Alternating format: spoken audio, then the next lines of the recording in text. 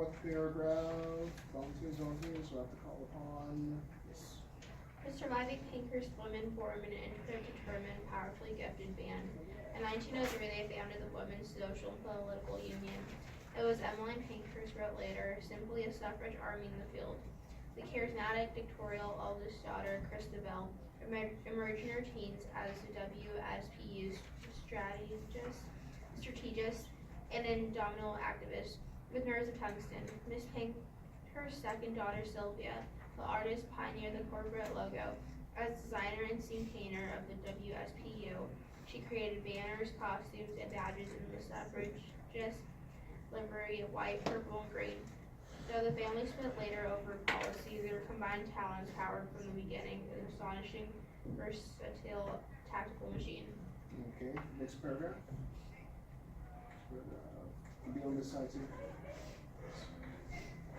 The WSPU adopted a French revolutionary sense of crowd management, public spectacle, and symbolic ceremony. They would greet one of their members on the release from prison and draw her triumphantly in the flower-decked wagon to the streets. And they staged elaborate liturgical pageants and torchlight processions with Mrs. Pankhurst proudly walking after her head if she wasn't in jail. Their example was followed internationally. The U.S.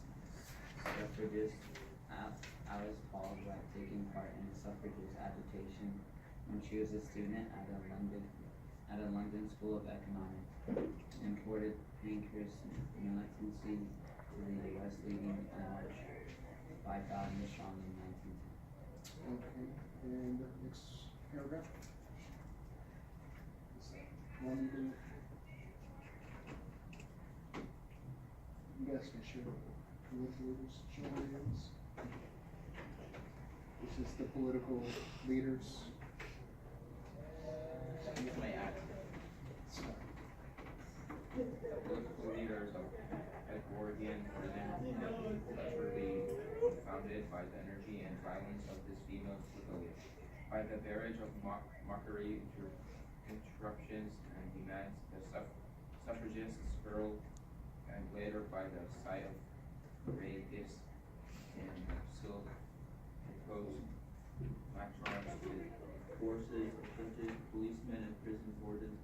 Many suffragists in Britain and the U.S. argued that the Pankhurst's violence, arson, window smashing, picture slashing, and hunger strike was counterproductive to the cause and fueled misogynistic views of female superior. Though the question remains open, the historical record shows shameless government resignation, broken pledges, and obstruction long before the suffragists abandoned the police were acting up. Okay, next one. Miss Pankhurst took the suffragists thinking far and wide. She even managed to slip in the lecture tour of the U.S. between spells of cat and mouse justices. In her tireless public speaking, suffrage meant more than equality with men. While she was bent on sweeping away the limits of gender, she envisioned society transformed by feminine energies, above all by chastity, far surpassing the males. In this, she is the foremother of the separatist wing of feminism today. The battle for the vote was for her a battle for the bedroom. She wrote, "We want to help women, and we want to gain for them all the rights and protections that laws can give them. And above all, we want the good influence of women to tell to its greatest extent in social and moral questions of the time. But we cannot do this unless we have the vote and are recognized by citizens and voices to be listened to." Her plea to the court in 1912 we concluded, "We are here not because we are lawbreakers, we are here because we are here in efforts to become lawmakers." So, what do you guys think about this quote?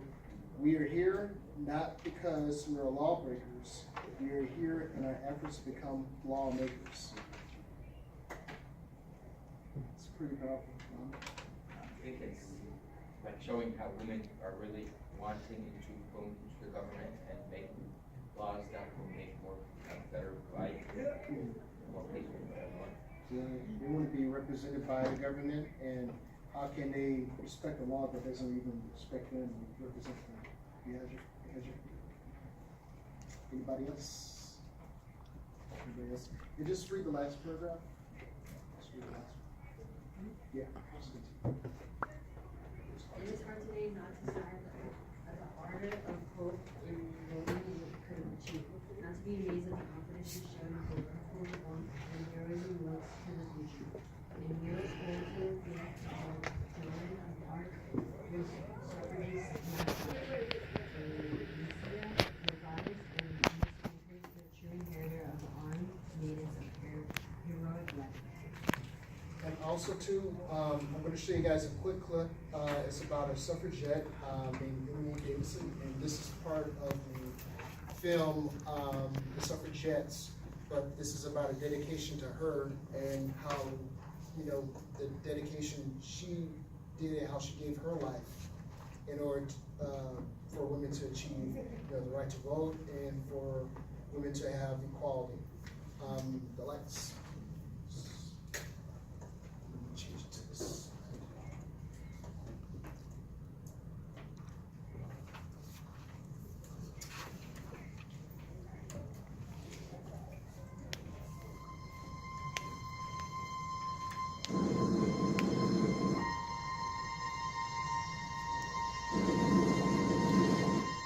"100 years ago, Britain's greatest national event was stopped in its tracks by a very public, very shocking, fatal act of protest. At the height of the 1913 Epsom Derby, in front of thousands of spectators, a lone figure walked into the path of the galloping horses. What happened next was captured on film in horrific detail. The woman in this footage was Emily Wilding Davison. She was a suffragette, and she climbed underneath the running rail into the path of the King's horse.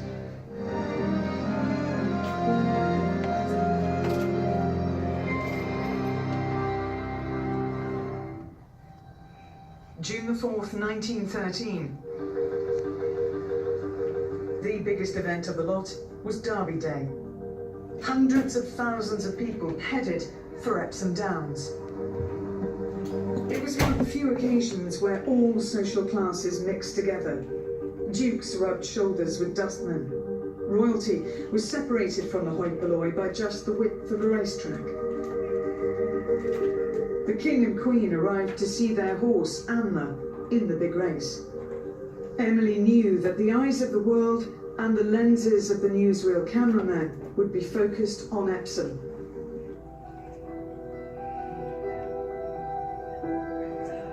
It transformed 40-year-old activist Emily Davison from a bit part player in the Votes for Women campaign into perhaps the most famous suffragette of all.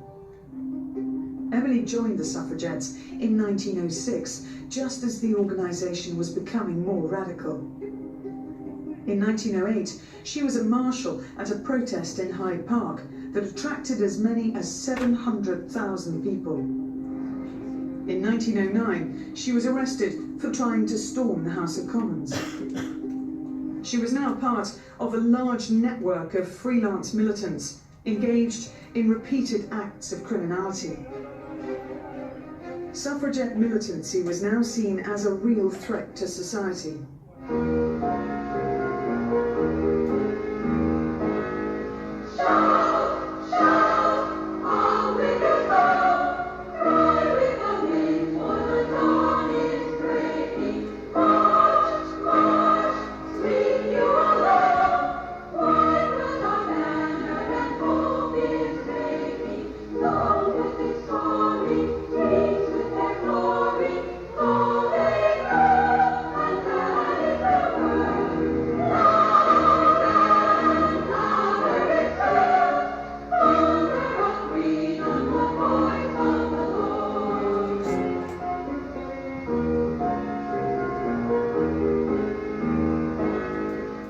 government imprisoned more than 1,000 militant suffragettes. Emily Davison went to prison 9 times for her cause, for offences that ranged from breaking windows to firebombing letterboxes. Now, a new militancy that included fire-raising and bombings was seen as the only answer. The radicals felt they had nothing to lose. Violent militancy escalated. After 9 prison sentences, weakened by hunger striking and 49 episodes of force feeding, Emily was perhaps coming to believe that one final desperate act might produce a result. Now, with a prison record, she was broke and unemployable. A radicalised woman with nothing to lose, championing a cause with everything to gain, was about to commit an act that will be seared into our social history. On Derby Day, June the 4th, 1913, a horrifying act was captured on 3 newsreel cameras.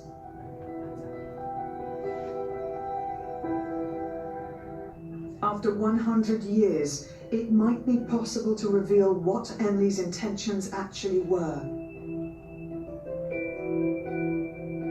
Using the 3 camera angles, the team has pinpointed Emily's position on the course.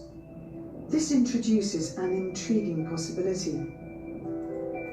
Emily had only 4 seconds between ducking under the rail and being bowled over. Our forensic examination has highlighted something in her hands that provides an explanation. She wasn't trying to bring down the King's horse at all. She was hoping to attach something to it. A scarf.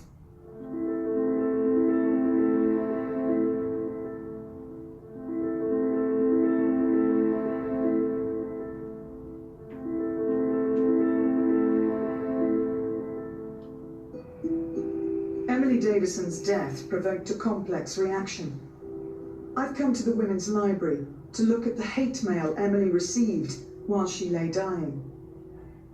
Miss Davison, I am glad to hear you are in hospital. I hope you suffer torture until you die, you idiot, underlined. I consider you are a person unworthy of existence in this world, and should like the opportunity of starving and beating you to a pulp. Why don't your people find an asylum for you? Yours, an Englishman. Emily was taken to the cottage hospital in Epsom. She never came out of the coma into which she'd fallen, and she died 4 days later. The coroner's verdict was accidental death. Her funeral contained all the pomp of a state occasion. Thousands of suffragettes accompanied the coffin. Tens of thousands of people lined the streets of London. Emily had become what she perhaps desired and what the movement needed: the first martyr for the cause.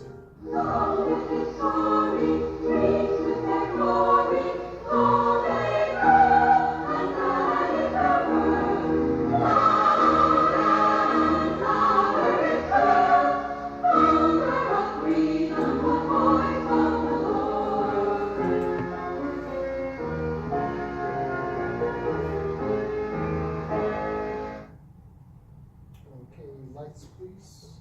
Oh no, just keep the way it is.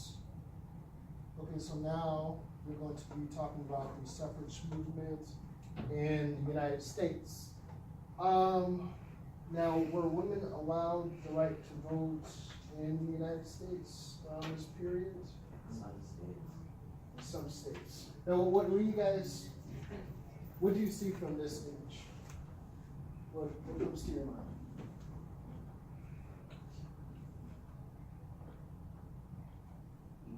They're trying to reach the other states to vote. Yeah, you can say so, because all these states, remember, after the Civil War, these were new territories, say like California, Nevada, Oregon, are all incorporated into the Union. All these states, their new constitutions allowed women the right to vote. So it's like saying, give us, like you were saying, give us the right to vote, because all here really you can kind of say like the older parts of the United States, women weren't given the right to vote. Now, however, federally, they weren't allowed to vote overall in presidential election. So now we're gonna see the differences of the suffrage movement in the United States. We're gonna see a quick few minutes of a film called The Iron Clawed Angels. And this was the reason why they called them that, because they, like the force feeding, this happened in the United States as well. They were imprisoned, they were beaten.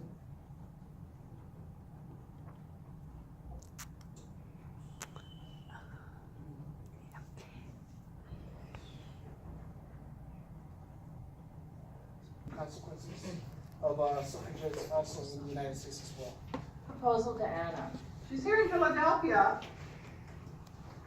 All she wants is half an hour.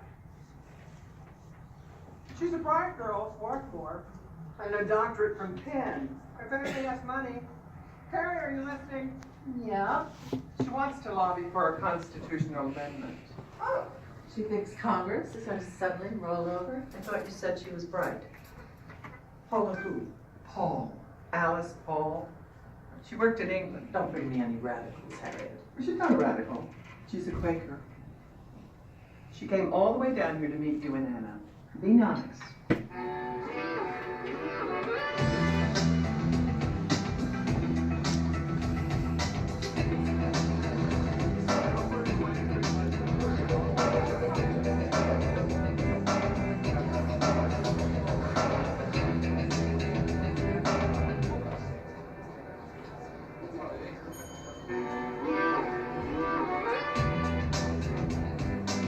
It's mine.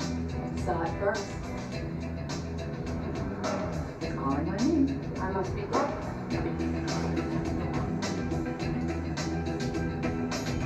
Heads.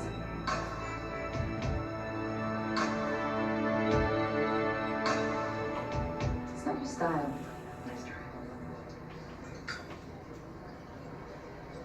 Carrie Katz, very proud of the state-by-state campaign. Congratulations. On what? 64 years of begging, and now women can vote in 9 states. How many years per state is that? You congratulate her. We waltz in there and say, do the math. We won't get the letterhead or the office. You want to be 2 girls on a corner soapbox, or do you want to go to Washington and play with the big lads? I want them to give us the congressional committee. What? Did you swallow it whole? I strangled it first.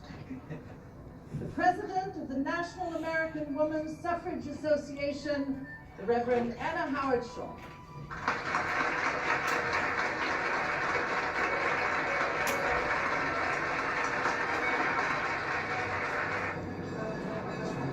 Don't bring up suffrage in England. John thinks the Brits are hooligans. No matter what, don't get your knickers in a knot. Don't start out. Be polite. I'm always polite. When am I not polite? It's the color. With your hair. The passage of a constitutional amendment is not a realistic goal. It could become one. Theoretically, yes, in the future. First, we need more states. Susan B. Anthony petitioned for it in 1868 and again in 1870. Thank you for the history lesson. If Susan B. Anthony were alive today, she'd say 1912 is the future. Dr. Shaw and I worked side by side with Susan and Elizabeth Stanton while you were still in diapers, Miss Paul. Would you do me a favor and please refrain from second-guessing her thoughts on this topic? Do me a favor, don't second guess Susan's thoughts on cheese. We work side by side. With Susan, we work cheek to cheek. With Susan, she despised cheddar and she loathed Munster. A constitutional amendment that gives women the right to vote, assuming it doesn't die in committee, will almost certainly be vetoed in the Senate. We waste time, we waste money. We squander the goodwill of the Democrats, and worse, we look like babies with no political savvy, which gives ammunition to our opponents. Do you have any other thoughts, Ms. Paul? A parade. In March. The day Wilson's arriving for his inauguration. We're guaranteed a crowd and hopefully some badly needed publicity from the newspapers. Mrs. Blatch tells me that you two met in England. Those women give suffrage a bad name. Better than no name at all. I beg your pardon?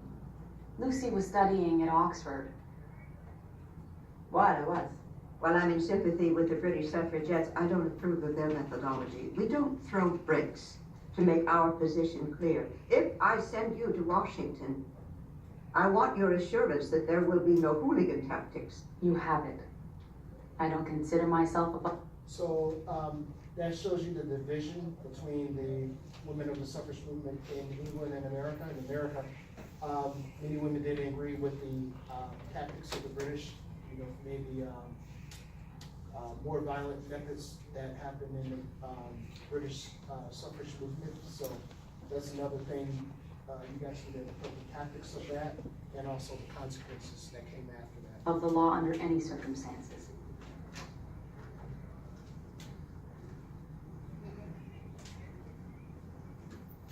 Then you may take over NOSA's committee in Washington. Have your parade, Miss Paul. You'll have to raise your own funds, of course.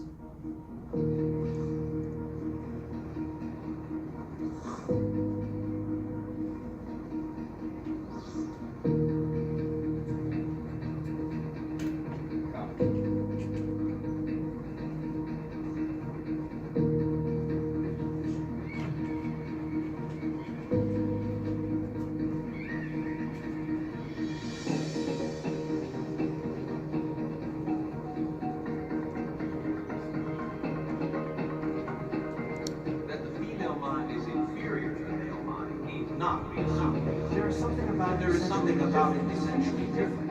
And that this difference is of a kind and degree that whose votes for women would constitute a political danger ought to be played to everyone. I do not wish to see the day come when the women in my state shall trail their skirts in the muck and mire of partisan politics. These flippant girls, these singing little girls seeking votes for women, know not the disaster they invite by this reckless movement.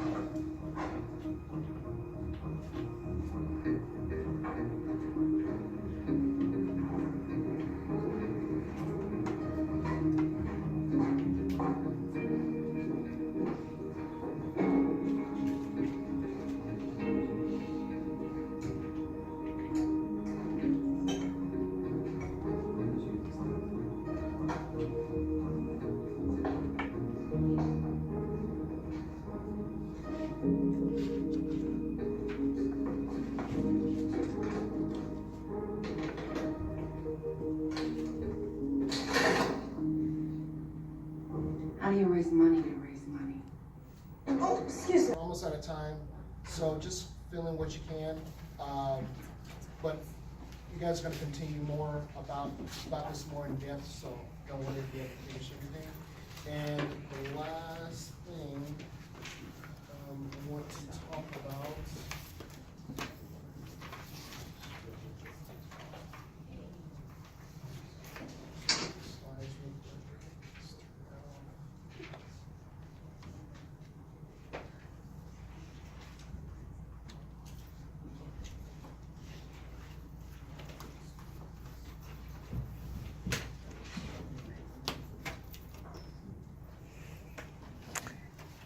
Here on the reflection. So, I want you guys to take out a sheet of paper. Oh, you guys already have a sheet of paper taken out. So, just one light, Kitty. Okay, so the reflection is, of course, write your name and respond to these two questions. What have you learned today? Just one light, Kitty. Okay, what have you learned today? And the second question is, what reforms can you pass to achieve gender equality in 2017? So what you've learned from the 1920s, late 1800s, and put it in the context of today, of what do you think, what laws can be passed, legislation that can be used to achieve gender equality today in 2017.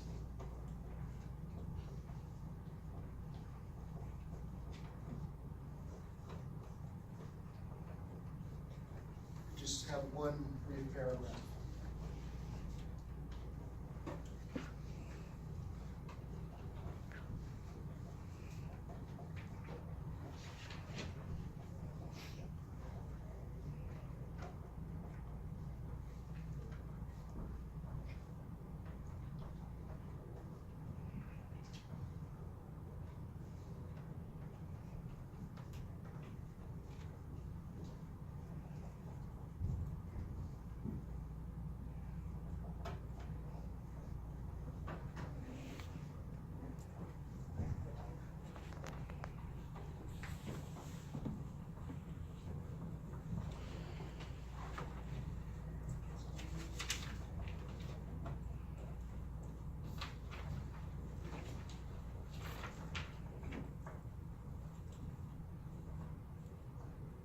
Okay, 3 minutes, guys.